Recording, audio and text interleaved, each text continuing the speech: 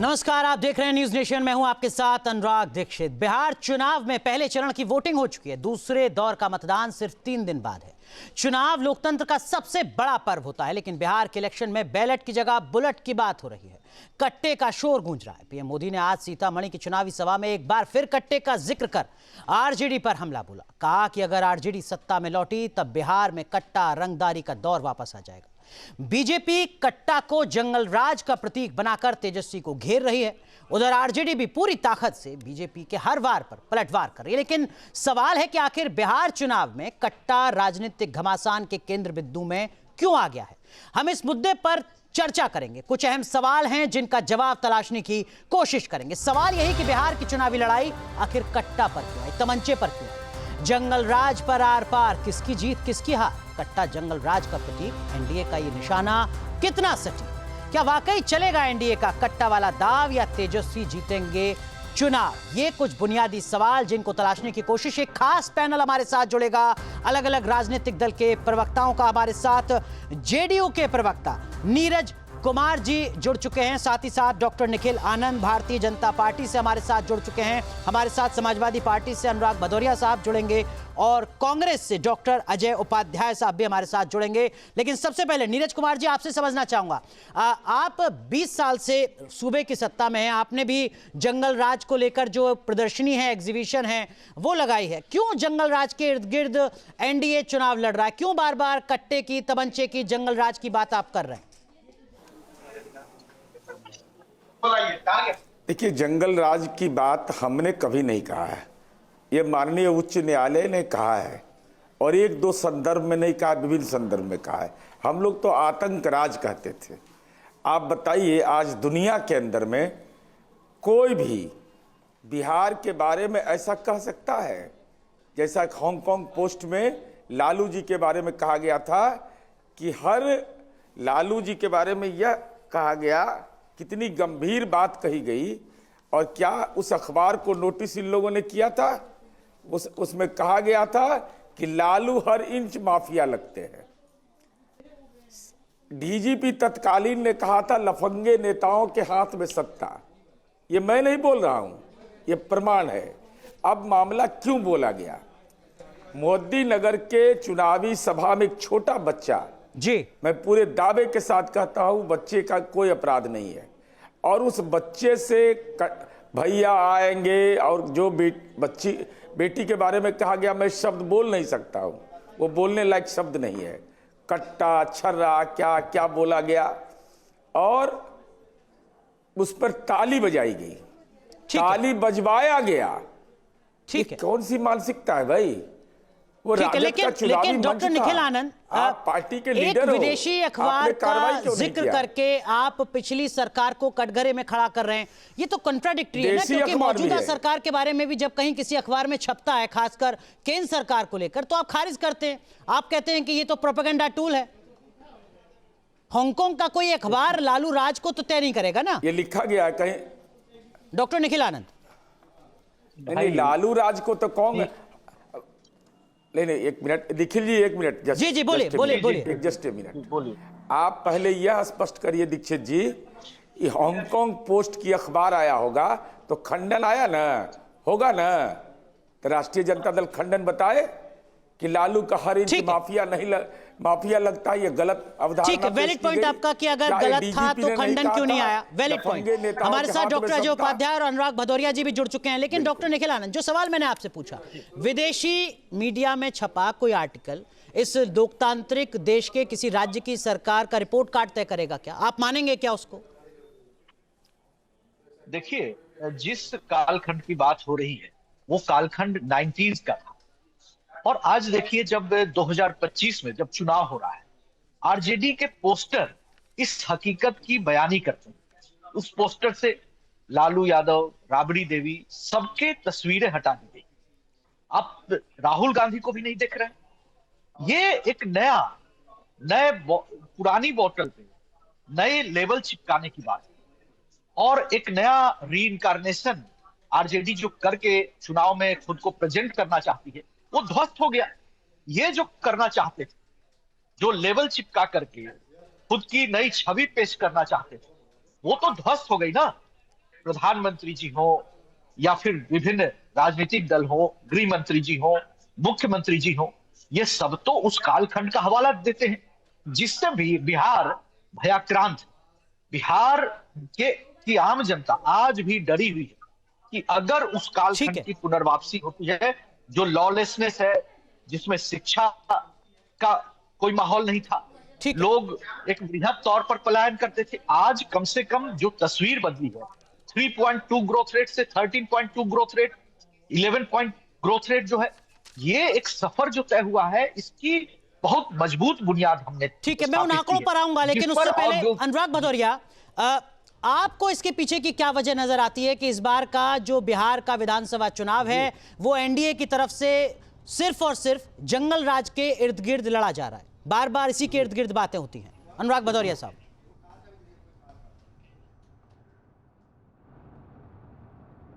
मैं तो यही कहूँगा कि बोल इतने गर्म हो गए हैं कि बिहार का विकास जल गया है, उसमें इतने गर्म बोल हो गए हैं। बिल्कुल सही कह रही भारतीय जनता पार्टी, 20 साल से बिहार में जंगल राज चल रहा है और सरासर जंगल राज देखने को मिल भी रहा है। मोकामा में आपने जंगल राज नहीं देखा? जब चुनाव के दौरान गोली मार के हत्या हो जाती है और उसका आरोप उसके कैंडिडेट पे लगता है जो जेडीयू का कैंडिडेट है, तो समझिए जब चुनाव के दौरान लोग सेफ नहीं, हत्याएं हो रही हैं।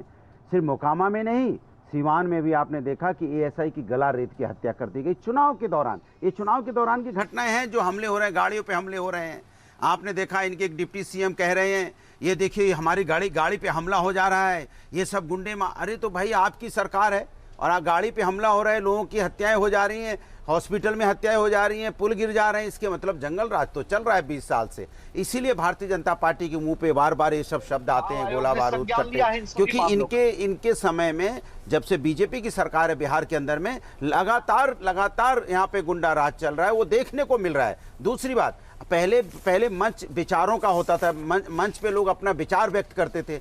अब मंच से लोगों के लिए अपमान किया जाता है, लोगों का अपमान भरे शब्दों में संबोधित किया जाने लगा है। ये कोई राजनीति हुई है? भाई आपके पास मुद्दे नहीं बचे हैं क्या? आपने 20 साल में जो काम किया वो आपको गिनाने को नहीं है? 20 साल के काम नहीं गिना पा रहे तो 1990 में जा रहे हो, 1980 में जा रहे हो। इसके कह रहे पोस्टर में इसकी फोटो नहीं, उसकी फोटो नहीं, ये मुद्दा है आपका। जनता को इससे क्या लेना देना? जनता को लेना देना था कि उसने आपने 20 साल में जनता की मेडिकल फैसिलिटी क्या की, आपने एजुकेशन व्यवस्थाएं क्या की, पलायन को आपने रोका कि नहीं रोक पाए? ये बताइए ना। आप नीरज जी जवाब दीजिए। बिहार में पलायन नहीं रोक पाए, आप बिहार में मेडिकल सिस्टम नहीं मजबूत कर पाए, इंफ्रास्ट्रक्चर नहीं दे पाए, आप ये सब कर नहीं पाए, पलायन होता रहा। और आप यहाँ बोले किसकी फोटो लगी है, किसकी फोटो नहीं लगी है, ये आपका मुद्दा है। किसकी फोटो नहीं लगेगी, नहीं लगेगी। जवाब दे रहा हूं, उनको शांत हो जाने दीजिए। कोई भी थोड़ी राजनीतिक सोच की बात कीजिए मैं ना। अनुराग जी से आपके माध्यम से पूछ रहा हूं जी। नहीं, फोटो की चिंता है कि फोटो लगी कि नहीं 15 लगी वर्ष ये अरे अब बोलने दीजिए ना, पूछिए, बोलने तो दीजिए। सुन ले, बोलिए। अरे आप बोलने तो कम से कम 20 साल का हिसाब उनकी बात दीजिए ना। खत्म हो जाएगी तब मैं बोलूंगा। अनुराग भदौरिया सुन 20 साल का हिसाब बोल रहे हैं। अरे बता तो रहे हैं नीरज जी बोलिए। उसमें अरे सुनिए ना, 20 साल का हिसाब पहले ठीक है, यस नो में पूछिएगा उनसे, जो यस नो में क्या 37 महीना आप सरकार में शामिल थे, वो आपने गुनाह किया था, हाँ या ना में बोलिए। उसी 20 साल में 37 महीना है, हाँ या ना में बोलिए, सीधा दाएं बाएं मत बोलिए। मैं दूसरा सवाल आपसे पूछता हूं, सुन लीजिए, क्या 10 रुपए में देश में कहीं इंजीनियरिंग की पढ़ाई पर मंथ पढ़ाया जाता है? रोजगार दिया गांधी मैदान में। अरे मैं आ गया रोजगार पर, बड़ा अच्छा। हमने 5 लाख रोजगार दिया, 17 महीने की सरकार की 5 लाख रोजगार दिया। जब नीतीश जी मुख्यमंत्री थे हमने दिलवाया। आपने क्या किया? आपने क्या किया? हमने तो रोजगार दिलवाया है ना।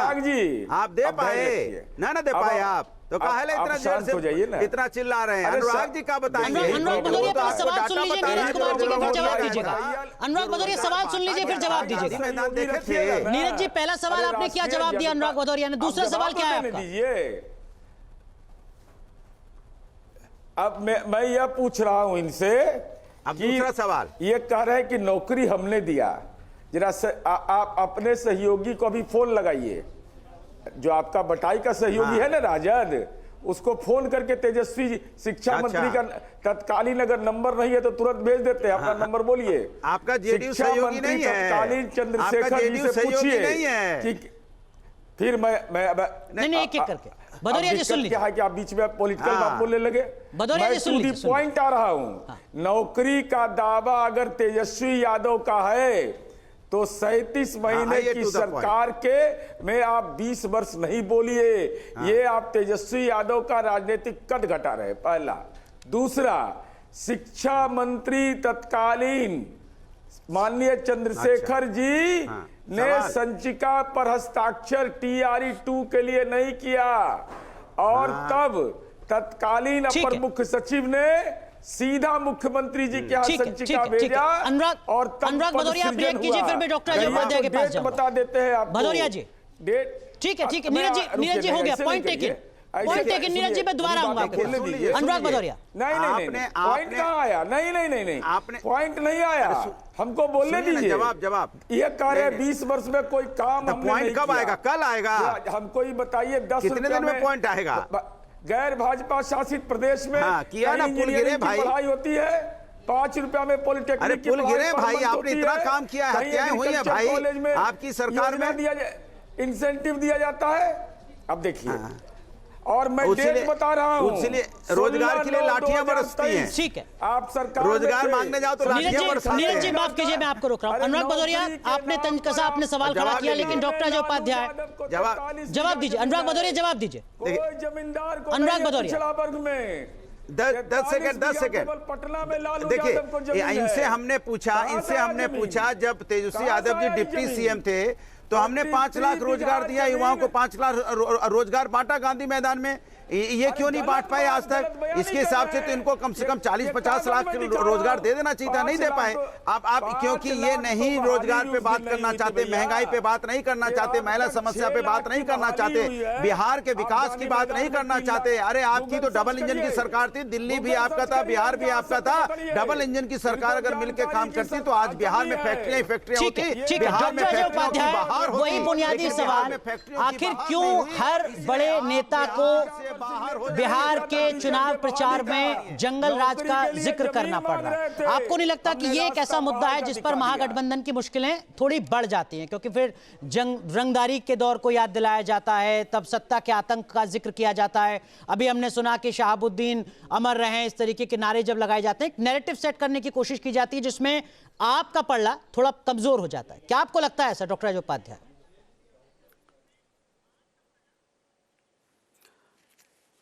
अनुराग जी, पहली बात है कि इसमें पलड़ा का कोई मतलब नहीं है। सच्चाई तो यह है कि अपराध आज वर्तमान सरकार में उसकी क्या हालात है, स्थिति है। ये अजय उपाध्याय नहीं, कांग्रेस पार्टी नहीं, एनसीआरबी का डेटा है, उस डेटा पर मैं बात तथ्य पर करता हूं। और तथ्य यह है, पिछले कुछ वर्षों में 25,000 बलात्कार की घटना बिहार में हुई है, तकरीबन 65,000 लोगों की हत्याएं हुई हैं। अपराध के मामले में भारत में बिहार जो है अपने आप को उत्कृष्ट प्रदर्शन कर रहा है, उच्च कोटि में है। गरीबी, बेरोजगारी, अशिक्षा और स्वास्थ्य का मामला जो है 17 बड़े राज्यों में सबसे निचले पावदान पर बिहार है। ये मेरा ये भी नहीं डेटा है, इसमें से कई डेटा नीति आयोग भारत सरकार का है। मुझे लगता है कि जंगल राज कह करके आप पिछले 17 वर्ष आपकी सरकार रही है नीतीश कुमार की, 3 साल जरूर हम लोग साथ में किसी न किसी रूप में रहे। डबल इंजन की सरकार 11 साल से चल रही है, बावजूद पटना के सड़कों पर प्रदर्शनकारियों का वो पटना राजधानी हो गया है। अब विकास के प्रदर्शन की राजधानी नहीं है। छात्रों पर लाठी डंडा किया जाता है, शिक्षक अपना अधिकार, संविदा वाले लोग अपना अधिकार, जीविका दीदी अपना अधिकार मांगने जाती हैं, उस पर लाठी डंडों से सरकार स्वागत करती है। एक तरह से पटना राजधानी अपराध की भी हो गई है। देखा एक व्यापारी की कैसे सरेआम हत्या हुई, ऐसे एसआई मारे जा रहे हैं, कहीं बच्चियों के पैर में कीलें ठोक दी जा रही है, एक नहीं 9-9 कीलें। ये बिहार के हालात है। रेत खेत माफिया वहां सुरक्षित है, पुलिस असुरक्षित है, महिला असुरक्षित है, व्यापारी असुरक्षित है। तो ये गुंडा राज चल रहा है। गुंडा राज को बचाने के लिए बेसिकली मैं नीरज जी से बस 10 सेकंड लास्ट नीरज जी को एक प्रश्न है।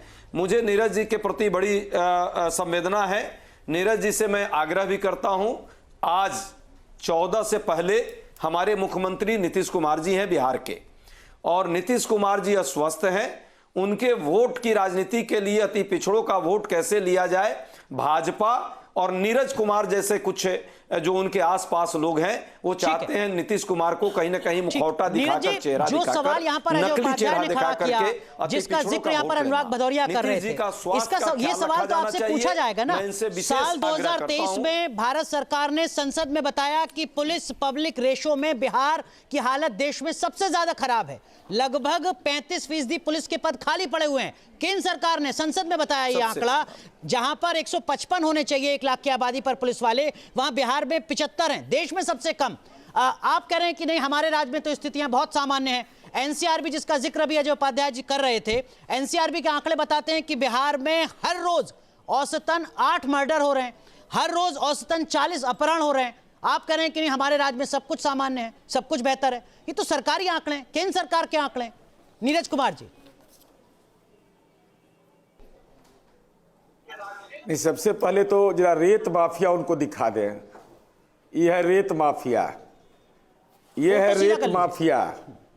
बेऊर जेल में बंद हैं, बेऊर जेल में बंद हैं, और झारखंड के विधानसभा चुनाव में इनके नॉमिनेशन में तेजस्वी जी आपके महागठबंधन के नेता हैं। ये रेत माफिया हैं, ये बालू माफिया हैं। तो पहला आपको तो स्पष्टीकरण मैंने दे दिया। नीरज जी, मेरा सवाल। चलिए दूसरा, अब मैं बताता हूं, कोई शिक्षक संविदा पर यहां पर नहीं है बिहार में। राज्य कर्मी का दर्जा मिल चुका है उसको। अपनी बातों में संशोधन कर लीजिए और मिनिस्ट्री ऑफ एजुकेशन की रिपोर्ट निकाल करके देख आप लाठियां क्यों बरसा रहे हैं? आप में प्राइमरी पे लाठियां क्यों बरसा रहे हैं ये तो बताइए ना। आप युवा रोजगार मांगने जाता है तो पटना पे लाठियां क्यों बरसाते हैं, उस पे जवाब दीजिए ना। इधर उधर की बातें मत कीजिए।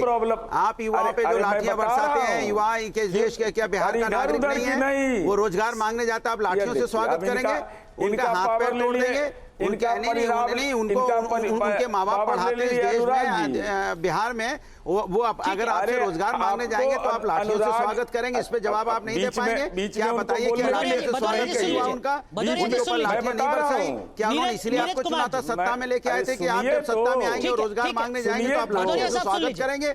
आप रोजगार दे नहीं पा रहे, लाठियों से स्वागत करते हैं, और फिर शर्म नाम की कोई चीज नहीं है। क्या सुनिए भाई, आप बच्चों पे लाठियां बरसाएंगे फिर कहेंगे सुनो। कौन सुनेगा आपकी बात? कौन सुनेगा भाई? आप बच्चों पे लाठियां बरसाओ तो सुनो की बात बोलेंगे। जाकर माँ से पूछो जिस माँ के बच्चे घायल होते हैं, उनको नहीं उसके बाप से पूछो जिसके बाप के बच्चे घायल होते हैं, जो अपना पेट काट के बच्चों को पढ़ाने के लिए पैसा देते हैं, खेत बेच के अपने बच्चों को पढ़ाने के लिए पैसा देते हैं, कैसे कैसे पैसा काट के भेजते हैं, अपनी जिंदगी दांव पे लगा के अपने बेटे को पैसा लगा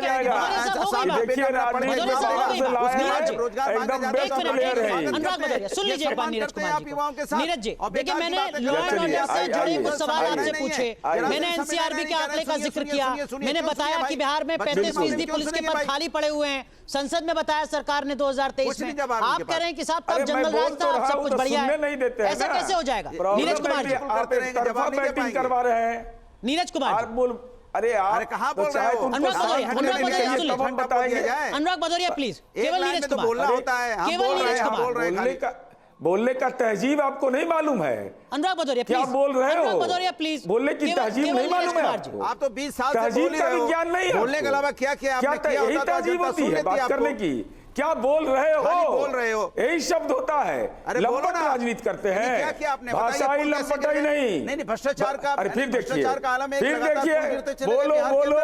अब मैं जब बोलूंगा ना, आपने रिकॉर्ड का जब मैं बोलूंगा तो छेद हो जाइएगा राजनीति में। किस तरह से हॉस्पिटलों में गोलियां चली, किस तरह से गुंडा मवाली के साथ रहते हैं ना, बोल रहे हैं राजनीति में गुंडाई करते हैं, भाषाई लंपटाई, जनता बोर्ड के भाषाई लंपटाई है। अरे ये बिहार है, आप बोल रहे थे। अरे ठीक है, मैं बता रहा हूँ। अनुराग भदौरिया प्लीज, इनको बैठाइएगा 14 को, माता का मुंडन करवा लेंगे, शोक हो जाएगा इनको जब चुनाव परिणाम 14 को आएगा तब। नीरज कुमार जी, सवाल दोबारा आपसे पूछ रहा हूं। अनुराग भदौरिया प्लीज, अगर Anurag Bhadauria please, Anurag Bhadauria please please केवल नीरज कुमार जी, अनुराग भदौरिया, मैं आऊंगा आपके पास। नीरज कुमार जी, अगर एनसीआरबी बता रही है कि बिहार में हर रोज 8 मर्डर हो रहे हैं, अगर एनसीआरबी बता रही है कि बिहार में हर रोज 40 किडनैप हो रहे हैं, अगर केंद्र सरकार बता रही है कि बिहार में 35% पुलिस के पद खाली पड़े हुए हैं, तो अभी मंगल राज कैसे? म्यूट करिए।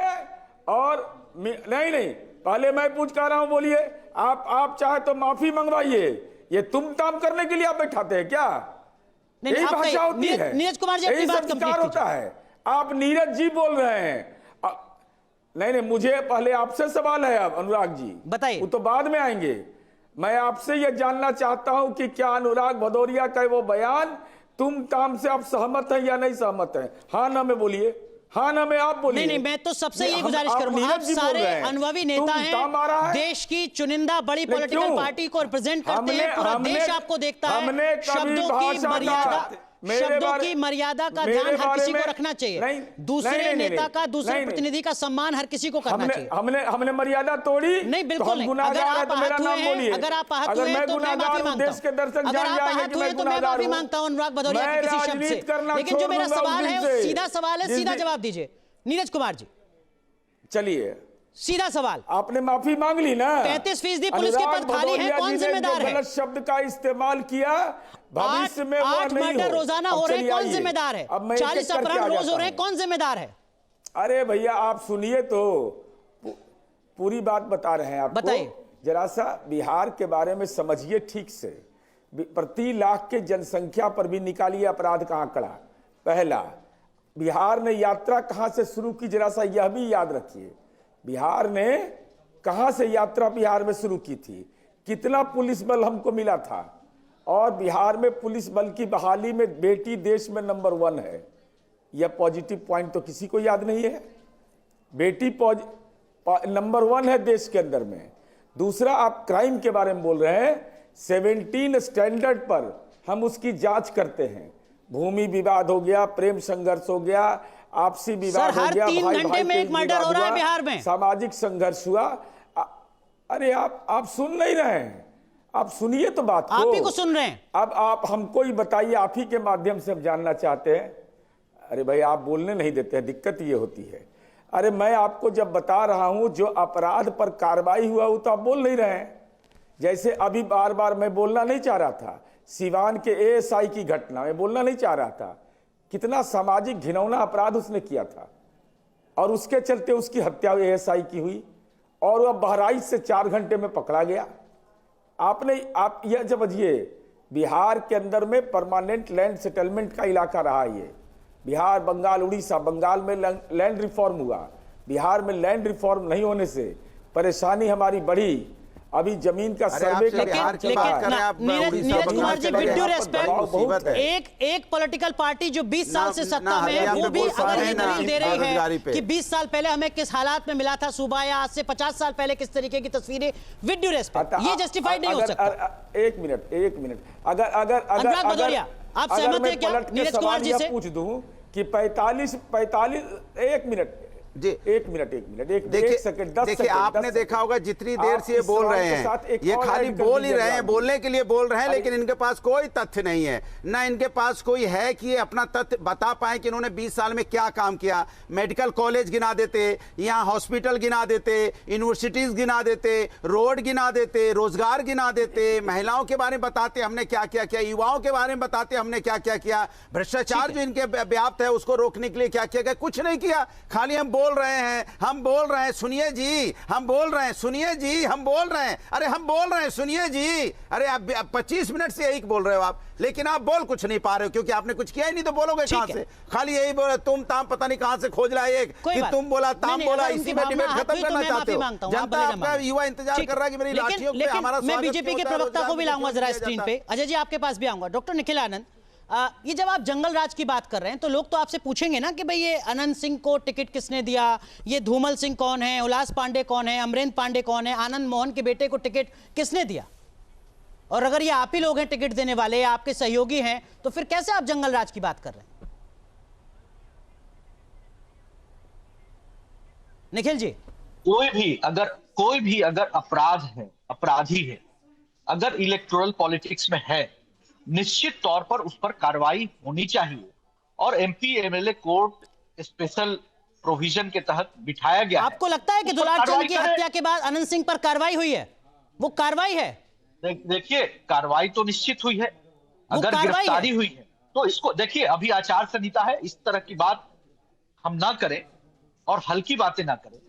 चुनाव आचार संहिता लागू है, चुनाव आयोग ने संज्ञान लिया है उन मामलों का भी, जो कोई बयान का भी अगर संज्ञान लिया है तो हत्या और अपराध जैसे मामलों का भी संज्ञान लिया है और उसमें गिरफ्तारी हुई है। जिनका और ये तो कानून आपराधिक का मसला दागदार है। इतिहास रहा है, आप और इसमें आपके हम- सहयोगी उन्हें टिकट देते रहे तो ठीक, इसमें लेकिन फिर भी आप सवाल उठाएंगे अगर जंगल राज आप पर। सुनिए, अब मेरी बात सुनिए।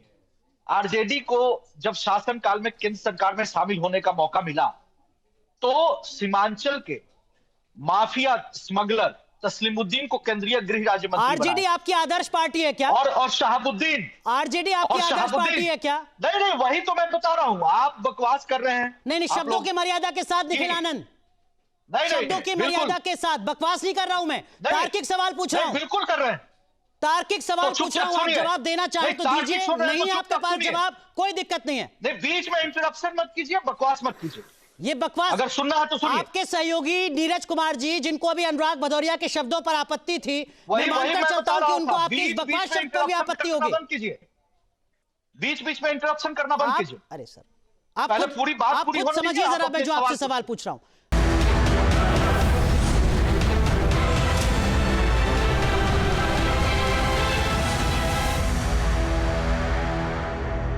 तो बिहार में जंगल राज के इर्द गिर्द किस तरीके की सियासत गरमा रही है, इसी पर आज हम चर्चा कर रहे हैं। खास पैनल लगातार हमारे साथ बना हुआ है। निखिल जी माफ कीजिए, मैंने आपको रोका था, बीच में एक ब्रेक लिया था। 2023 की एडीआर की रिपोर्ट बताती है कि नीतीश कैबिनेट के 72% मंत्री पर क्रिमिनल चार्जेस थे, आपराधिक बैकग्राउंड के थे। एडीआर की रिपोर्ट 2025 में बताती है कि जितने उम्मीदवार मैदान में उतरे हैं 32% आपराधिक पृष्ठभूमि के हैं, भाजपा के 65%। आप जंगल राज की बात कर रहे हैं, बताइए मैं इसमें क्या बकवास कर रहा हूं? देखिए, स्पष्ट मानना है कि जिन पर भी आपराधिक मामले हैं, ऐसा है कि उस पर कोई मुकदमे नहीं चल रहे हैं क्या, और उनके मामले एमपी एमएलए कोर्ट में उस पर सुनवाई हो रही।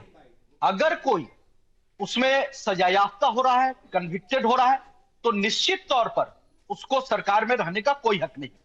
मंजू देवी इसी नीतीश कुमार जी की सरकार में, उन पर जब कुछ मामले बने थे उनको इस्तीफा देना पड़ा था। ऐसे कई मामले हुए हैं, हमने उदाहरण पेश किया है। लेकिन कई मामले होते हैं जो राजनीतिक रंजिश के हैं, कई दूसरे पारिवारिक मामले हैं, अन्य मामले हैं। वो सब मामले चूंकि चुनाव आयोग का एक कंसर्न है कि जब भी एफिडेविट, मतलब वो तो अदालत का आदेश है ना निखिल आनंद, उसमें फिर आप क्या कर रहे हैं? अगर अदालत ने आदेश दे दिया कि इनकी सदस्यता जाएगी तो जाएगी, इसमें आप उपकृत कैसे कर रहे हैं लोगों को, या आरजेडी कैसे उपकृत कर रही है किसी को?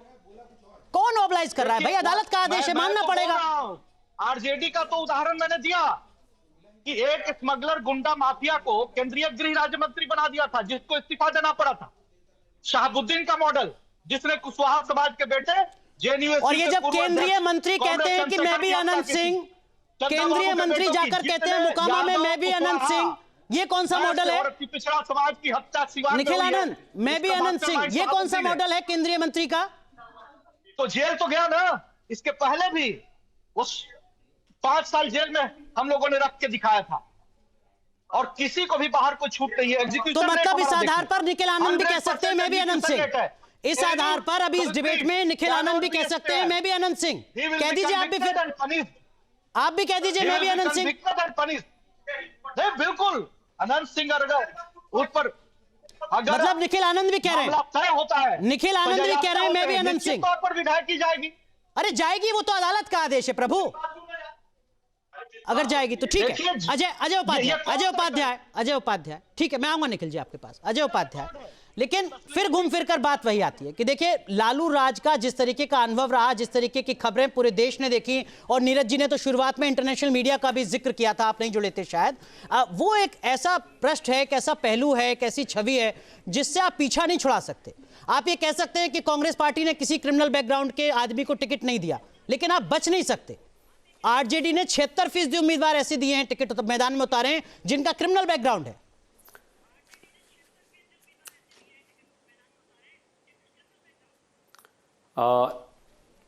अनुराग जी, आजकल एक कहावत हमारे यहाँ बड़ा प्रचलित है, नन्ही से गाजी मियाँ और 9 हाथ का पूछ। तो भाजपा जो है अपने दाग को तो देखती नहीं और दूसरे के दाग को बढ़ा चढ़ाकर पेश करने का प्रयास करती है।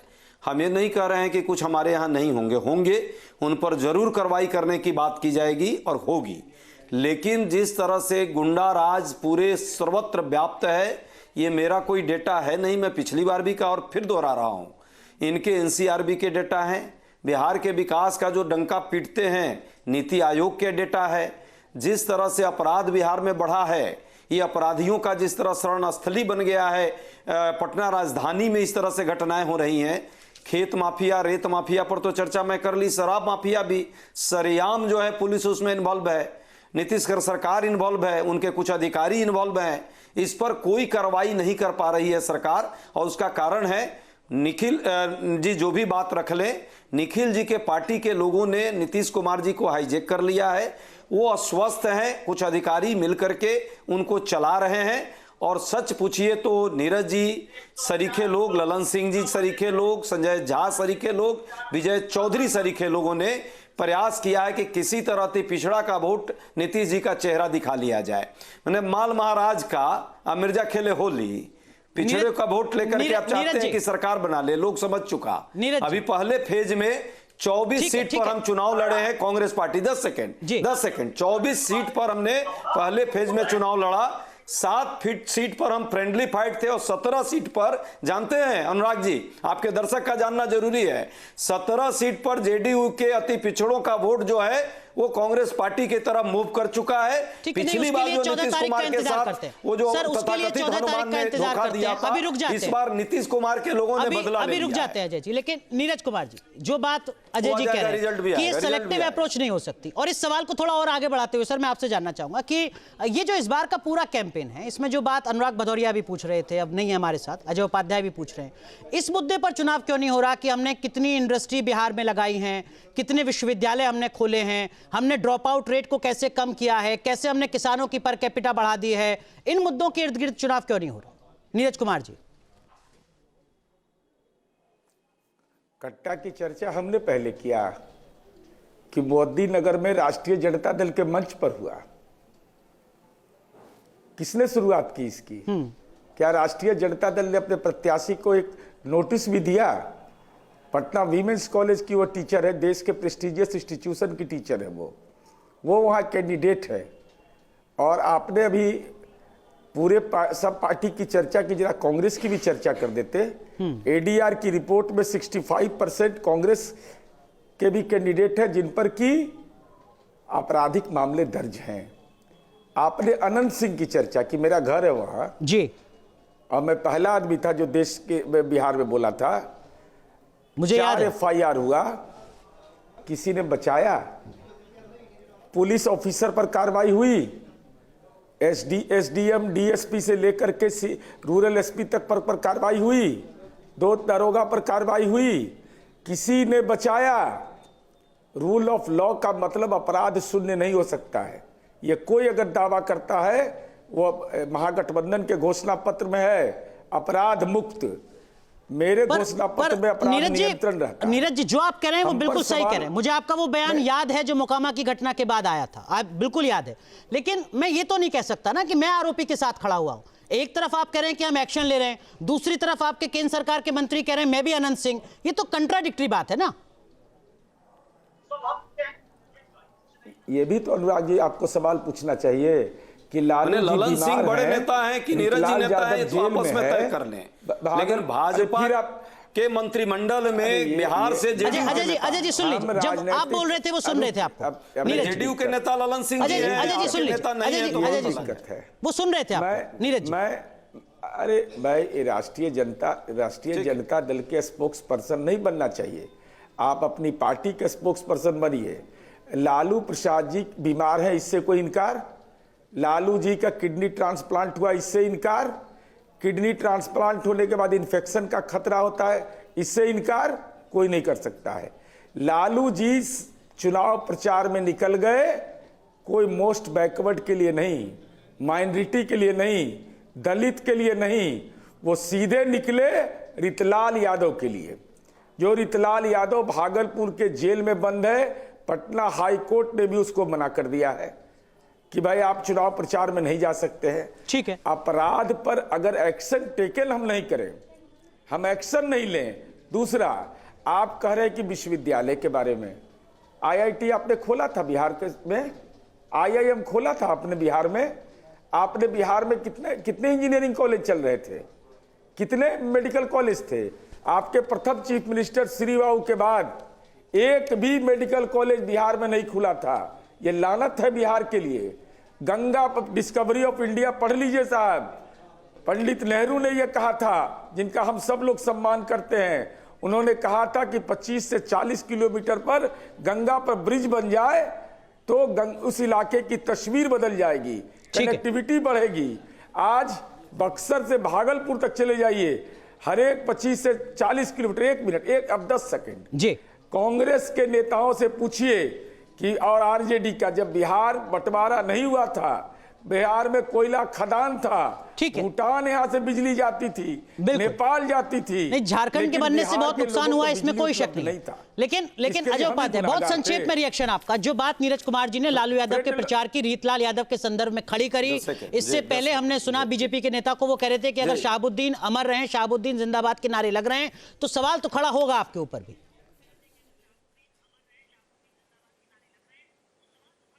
देखिए, इन लोगों के पास शहाबुद्दीन के अलावा कोई मुद्दा है, या कट्टा और कनपट्टी के अलावा किताब और किसान कभी इनके इशू में है नहीं है। जहां तक बात आपने कही है पुल की, वाकई नीरज जी तो बहुत वरिष्ठ आदमी है, तो मंत्री भी रहे हैं। अब इनके समय में तो मुझे नहीं लगता है, यदि इनके समय में शायद बना होता कोई प्रस्ताव पुल का, तो आज ये हालत नहीं होती कि 3 साल में 27 पुल गिर जाते। उसमें भ्रष्टाचार इतना बड़ा हुआ कि पुल गिर गया।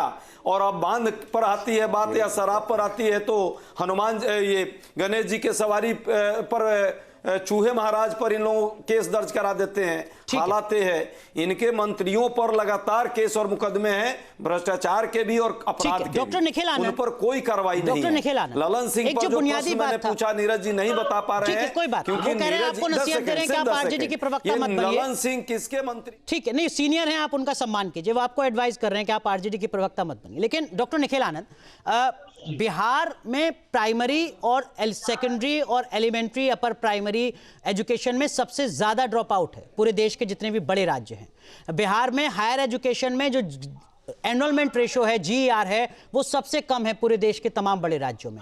बिहार में पर कैपिटा इनकम देश के बड़े राज्यों में सबसे कम है। बिहार का किसान का पूरा परिवार 7,400 रुपए के आसपास कमा पाता है पूरे महीने में, जो देश के बड़े राज्यों में अपेक्षाकृत सबसे कम है। एग्रीकल्चर प्रोड्यूस के एक्सपोर्ट्स में बिहार की हिस्सेदारी 1-1.5% के आसपास है, जो पूरे देश में सबसे कम है। उसके बाद अगर आप 20 साल पहले की बात करते हैं तो ये तो आपसे सवाल पूछा जाएगा कि भाई आप भी तो अपना रिपोर्ट कार्ड बताइए बीते 20 साल का, और अगले 5 साल का रोड मैप बताइए कि इन मुद्दों पर आप क्या करेंगे। निखिल आनंद, एक बात तो स्पष्ट बता दूं कि बिहार जिस तरह से एक फ्रेगमेंटेड स्टेट था, उसके कंसोलिडेशन की प्रक्रिया हमारे दौर में शुरू हुई है पिछले 20 सालों में। अब देखिए कि अभी ग्रोथ रेट क्या है बिहार का, 13.2, 11 पॉइंट ग्रोथ रेट है। ये एक बड़ा ग्रोथ रेट दिखता है जो नेशनल एवरेज से भी ज्यादा है, क्योंकि जो हमारा बेस था, इकोनॉमिक बेस, वो एकदम फ्रेगमेंटेड था। वो अगर हम जितना कर सके हैं उसमें अगर ग्रोथ रेट इतना जंप दिखाई दे रहा है तो आप समझिए कि कितनी बिकरिंग थी। और आज 1.5 लाख करोड़ रुपए की एमओयू साइन हुई है। करीब 1 दर्जन एथेनॉल इंडस्ट्रीज यहां पर आई है और आने वाले समय में बिहार एथेनॉल का सबसे बड़ा प्रोड्यूसर होने जा रहा है। सर, फंक्शनल फैक्ट्रीज में हिस्सेदारी देश में बिहार की 1.34% है, 13 करोड़ आबादी वाले राज्य में। नहीं, ये आंकड़े जिस समय के हैं मैं नहीं जानता हूं, लेकिन हाल के दिनों में बहुत बड़ा खर्च हुआ है, उसमें सिंगल विंडो सिस्टम क्रिएट हुआ है। और देखिए जो इंस्टीट्यूशन बिल्डिंग है, इसको आप सीधे सीधे कैसे नकार सकते हैं। IIM, IIT, NIFT, Chandragupta management institute, Nalanda university, central universities 2-2, और इसके अलावा जो फैकल्टीज है उसके संख्या में काफी इजाफा हुआ है। हम एक अच्छा एक इंस्टीट्यूशनल हब बनाने जा रहे हैं। सभी जिलों में हमारा जो लक्ष्य है मेडिकल कॉलेज का, उसमें बहुत अपेक्षाकृत सफलता मिली है। सभी जिलों में लेकिन doctor Nikhil Anand, engineering college, एक बार दिल पर हाथ रखकर भी बताइएगा सर, क्या वाकई बीते 20 साल में बिहार उतना डेवलप हो पाया जितने कि हमारे पास देश के और बाकी राज्यों के, खासकर दक्षिण भारत के कई राज्यों के मॉडल हैं हमारे पास? अभी आपने ग्रोइंग इकोनॉमी का जिक्र किया बिहार का। बिहार की 13 करोड़ के तकरीबन आबादी है, 3 लाख करोड़ रुपए के आसपास का बजट है। 6 करोड़ की आबादी वाले गुजरात का जो बजट है वो भी लगभग उतना ही है जितना बिहार का बजट है, 13 करोड़ की आबादी वाले। महाराष्ट्र जिसकी आबादी बिहार से कम है, उसका बजट बिहार के बजट से लगभग 1.5 गुना, 1.25 गुना ज्यादा है। वेस्ट बंगाल जिसकी बिहार की से आबादी कम है, उसका बजट बिहार के बजट से ज्यादा है। देखिए, ये बातें आपकी सही है, वही तो मैं कह रहा हूं कि हमारा जो इकोनॉमिक बेस है इतना फ्रेगमेंटेड और उसमें इतनी बिकरिंग थी कि उसको हमने कंसोलिडेट किया है। Now we have come of a stage when industry will take up, institutionalisation हुआ है, जो हमारा इंफ्रास्ट्रक्चर का ग्रोथ रेट है वो काफी ऑप्टिमम पे है। जितने हमने फाउंडेशन ले किया है बिहार के आने वाले भविष्य के लिए एक बड़ी बुनियाद है, और बिहार आने वाले समय में देश का अग्रणी राज्य होगा, इसमें कोई संदेह नहीं। नीरज जी, मैं आपके पास आऊंगा, लेकिन उससे पहले अजय उपाध्याय, ये जो जेडीयू और बीजेपी लगातार जो कुछ बात कह रही है, इसका सार ये है कि देखो, अगर लालू यादव के दौर का जंगल राज ना होता तो आज बिहार की तस्वीर बदल चुकी होती इन बीते 20 सालों में। आप लोगों ने जितना पीछे पहुंचाया है बिहार को, उसको आगे लाने में उसी रफ्तार से सबसे ज्यादा दिक्कतें हो रही हैं। इसलिए वो बता रहे हैं कि भाई देखो, आरजेडी को या महागठबंधन को चुन लिया तो फिर उसी दौर में पहुंच जाएंगे जहां रंगदारी थी, आतंक था सत्ता का।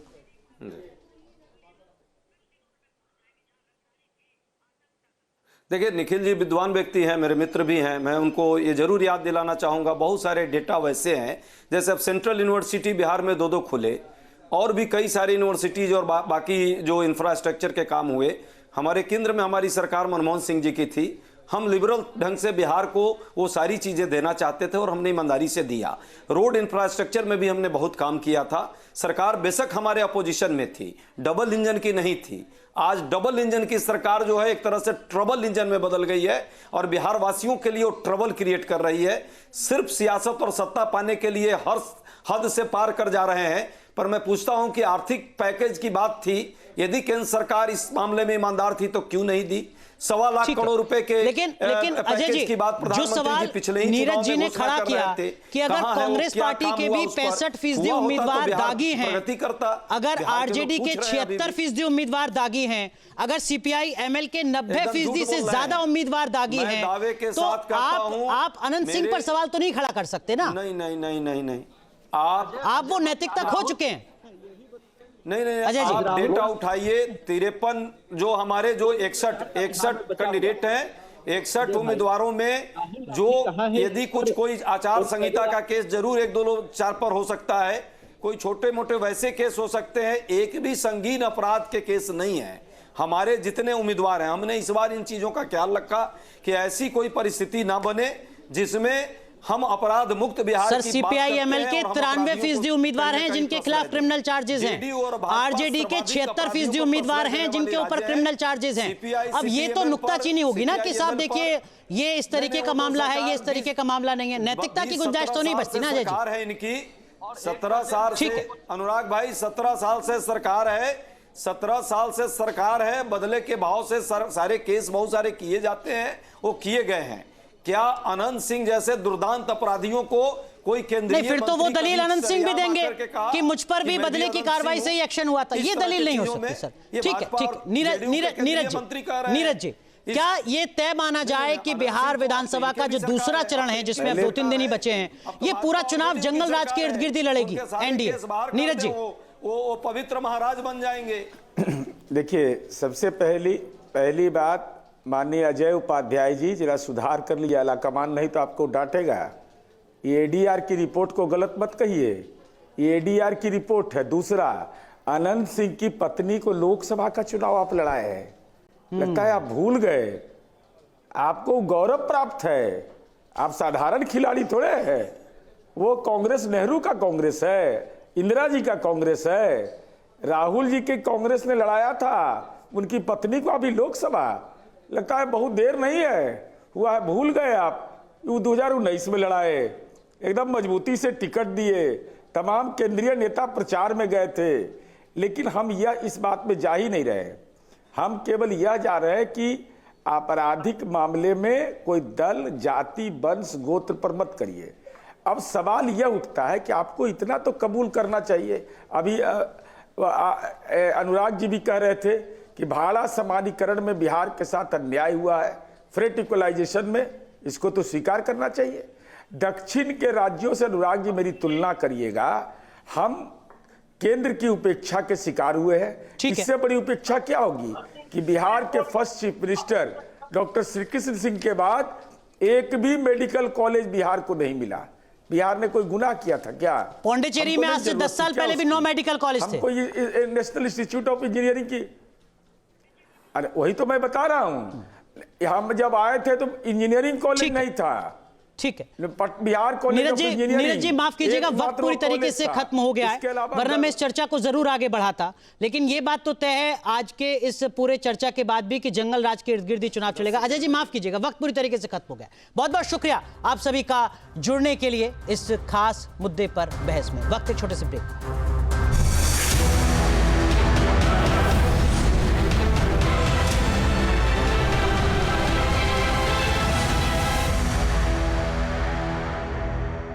जहाँ भक्ति है हर शब्द में, कथाओं में छुपे हैं दिव्य रहस्य और ज्योतिष देता है जीवन को दिशा। धर्म से जुड़ी हर बातों को जानने के लिए हमारे चैनल स्तुति को सब्सक्राइब करें। चैनल पर जाने के लिए इस लिंक पर क्लिक करें।